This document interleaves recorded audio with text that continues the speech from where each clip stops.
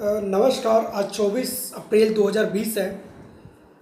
आज शुक्रवार है, तो मैंने आपसे बात किया था कि शुक्रवार को हम लोग BSH 122 यूरोपियन हिस्ट्री को देखेंगे। उसका 5वां यूनिट में एक टॉपिक है औद्योगिक क्रांति। आज औद्योगिक क्रांति पे ही बात करना चाहते हैं हम। औद्योगिक क्रांति शब्द का मतलब क्या है? तो मैंने आपको पिछले क्लास में बताया था कि औद्योगिक क्रांति का मतलब खून खराबा, लड़ाई झगड़ा, मारपीट या युद्ध नहीं होता है। क्रांति शब्द का मतलब होता है परिवर्तन या बदलाव। 1750 के बाद इंग्लैंड में उद्योगों के क्षेत्र में होने वाले परिवर्तन या बदलाव को औद्योगिक क्रांति कहते हैं।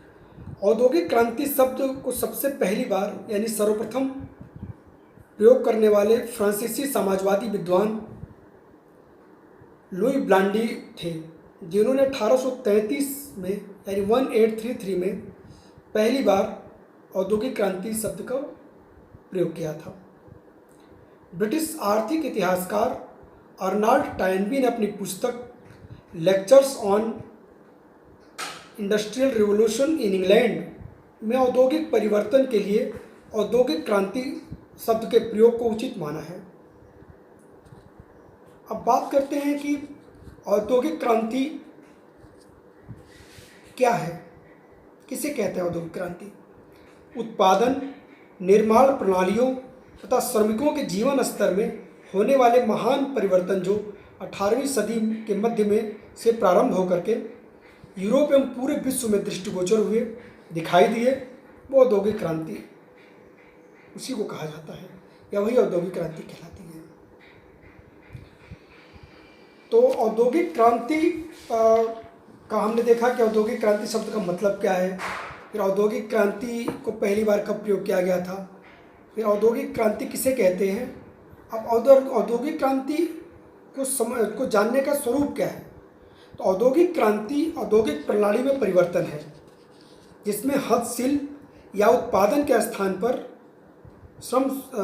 मानव श्रम शक्ति के उत्पादन के स्थान पे शक्ति से संचालित यंत्रों से काम लिया जाने लगा तथा औद्योगिक संगठन में भी परिवर्तन हुआ।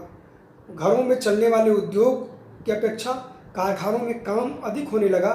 इस परिवर्तन को भी औद्योगिक क्रांति कहते हैं, यानी ये जो परिवर्तन था इसी को औद्योगिक क्रांति कहते हैं।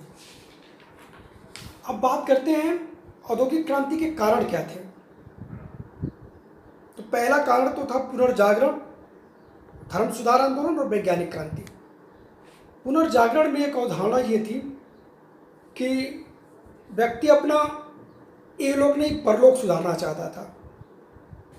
उसका कहना था कि ये लोग तो कैसे भी हम काट लेंगे, लेकिन परलोक जब हम ईश्वर के पास जाएं वो हमारा जीवन ज़्यादा अच्छा होना चाहिए। यानी व्यक्ति जो है वो भौतिक सुखों से ज़्यादा लौकिक परलौकिक सुखों पे जोर दे रहा था। लेकिन जब पुनर्जागरण हुआ टॉरेंस नगर में, पुनर्जागरण की शुरुआत हुई और जब मानव के बुद्धि का विकास हुआ, बौद्धिक परिवर्तन हुआ मानव में, तो उन्होंने परलोक की जगह ही लोक को सुधारने पर जोर दिया और कहा कि हम लौकिक सुखों से ज़्यादा भौतिक सुखों पर ध्यान दें, क्योंकि अगर भौतिक सुख मिलेगा शरीर को व्यक्ति के, तो वो परलोक अपने आप सही हो जाएगा। भौतिक जो ये बहुत बड़ा परिवर्तन था, औद्योगिक क्रांति के लिए बहुत ज़रूरी परिवर्तन था ये कि पुनर्जागरण में मानव के विचारों में परिवर्तन आया। धर्म सुधार आंदोलन ने इसको और पुख्ता किया और वैज्ञानिक क्रांति ने पुनर्जागरण के कारण धर्म सुधार आंदोलन हुआ। पुनर्जागरण और धर्म सुधार आंदोलन के कारण आविष्कार और खोज हुए।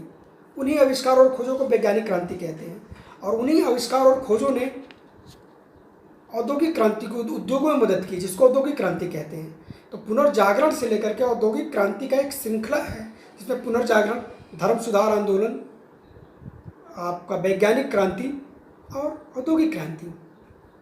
बात करते हैं वाणिज्यवाद। वाणिज्यवाद कैसे कारण बना? वाणिज्यवाद 16वीं और 18वीं सदी के मध्य जो यूरोप और इंग्लैंड में जो एशिया, अफ्रीका, दक्षिणी अमेरिका, दक्षिण पूर्व एशिया देशों से जो सोना और चांदी लाया गया था,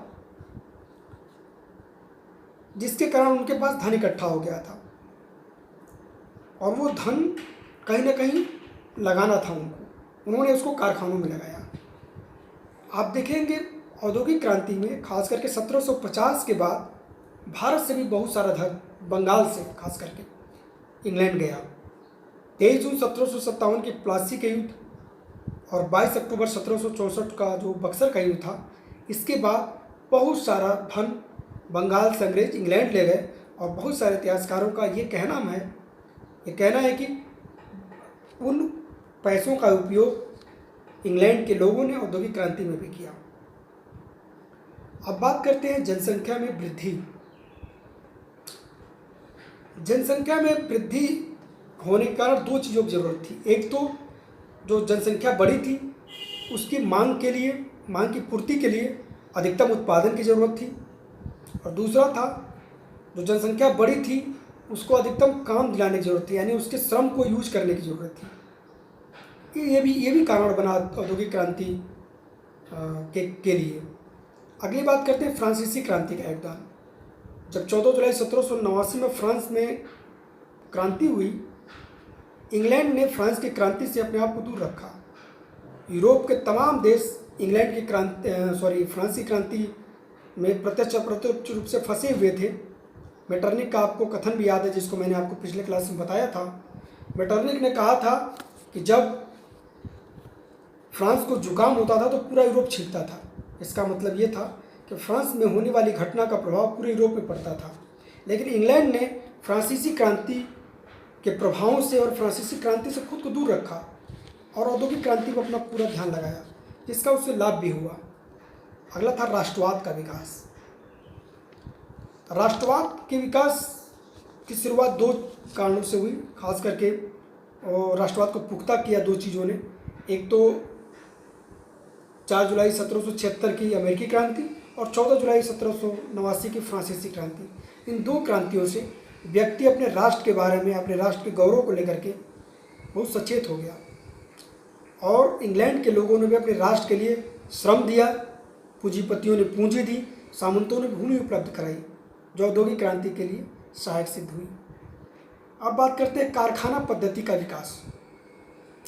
कारखाना पद्धति का विकास इसलिए भी जरूरी था कि पहले जब मानव श्रम से चालित उद्योग जब था, कुटीर उद्योग या लघु उद्योग, उसमें कम व्यक्तियों की ज़रूरत थी, कम पूंजी की ज़रूरत थी, कम श्रम की ज़रूरत थी, छोटे बाजार की ज़रूरत थी और कम कच्चे माल की ज़रूरत थी।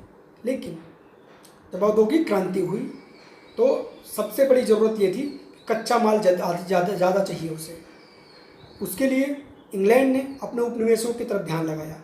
खास करके जब अमेरिकी उपनिवेश 4 जुलाई 1776 के बाद इंग्लैंड के हाथ से निकल गए, तो उसने ऑस्ट्रेलिया और न्यूजीलैंड नाम के दो नए उपनिवेश खोजे।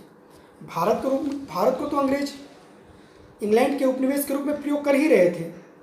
कच्चे माल यहाँ से ले जा रहे थे और इंग्लैंड से बने हुए सामानों की बाढ़ से ला दी भारत में अंग्रेजों ने, और इन सबों के लिए कारखाना की ज़रूरत थी।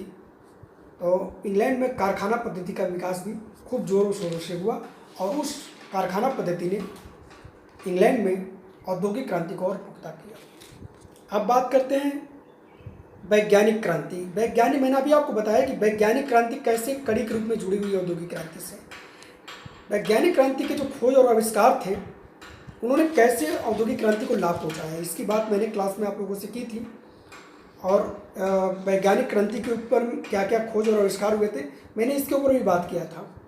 और वो खोजकर्ता और वैज्ञानिक कौन कौन थे जिन्होंने औद्योगिक क्रांति के लिए पृष्ठभूमि तैयार की, तो मैं सिर्फ उनका कुछ का नाम ले लूँगा, आप उनको खोजिएगा। मेरे क्लास में इन सारे लोगों के ऊपर जिनका मैं नाम लेने जा रहा हूँ, सारे के ऊपर बात हो चुकी है। तो अब आपकी जिम्मेदारी है कि इसको कम से कम खोज के देख लीजिएगा एक बार।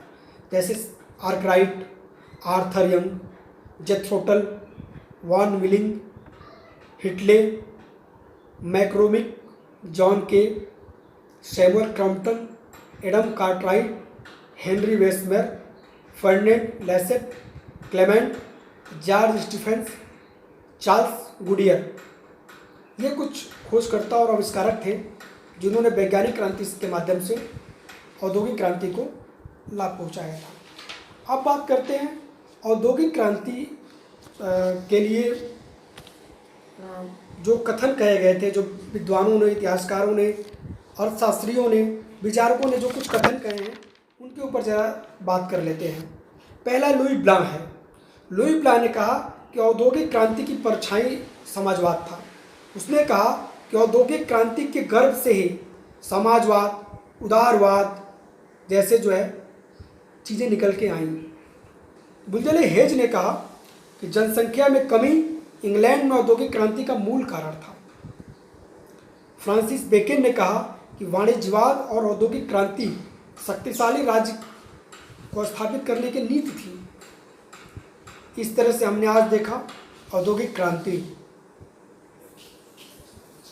चूँकि औद्योगिक क्रांति को मैंने बहुत बड़ा टॉपिक करके इसलिए नहीं पढ़ाया आपको कि BA सेकेंड सेमेस्टर में बहुत ज़्यादा डीप में पढ़ाने की ज़रूरत नहीं है। जितनी ज़रूरत थी मैंने आपको 2 क्लास में, पिछले क्लास में और इसमें बता दिया। और अगर इसमें कोई समस्या आपको हो तो आप प्रश्न पूछिए, उसका उत्तर अगले क्लास में दिया जाएगा। बहुत बहुत धन्यवाद।